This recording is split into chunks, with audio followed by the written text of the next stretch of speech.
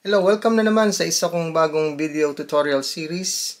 Ang i-cover ko this time ay isang traditional music ng mga Tausug sa Southern Philippines yun. Ang title ng kantang ito ay Baliling.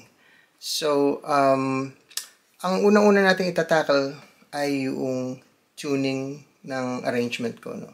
So, ang tuning ng arrangement na ito ay tinatawag na drop D, G. So, bakit ba drop D, G? So, ibig sabihin nun, yung 6th string, ito, pinakamababang note ng guitar, no? Yung imbis na E siya, bababa nyo sa D.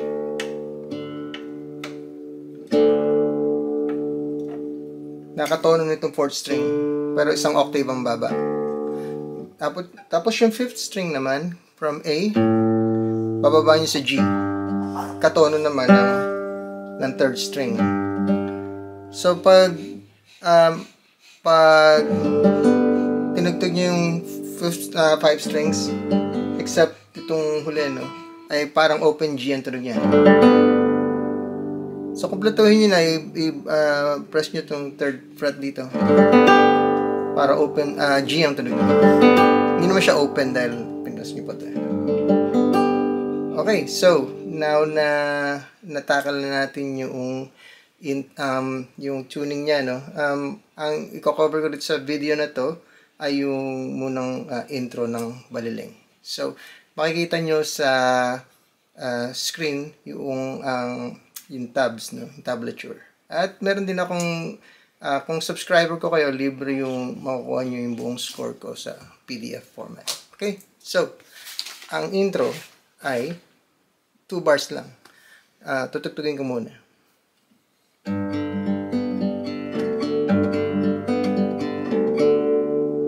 Ganun lang.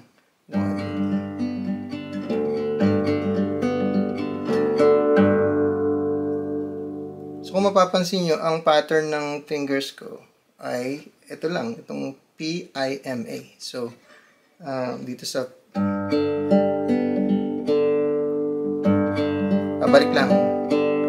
Tapos,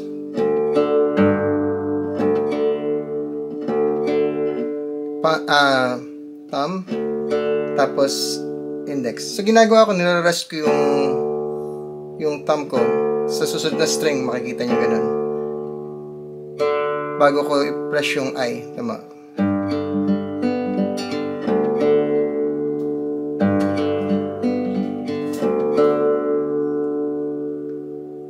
So, in that way, nasa silence niya yung mga ibang strings na nagre-ring, ano. Lalo na yung G. Pag tinugtog ko itong D, nasa silence niya itong G na to. Kasi nagre-ring pa siya.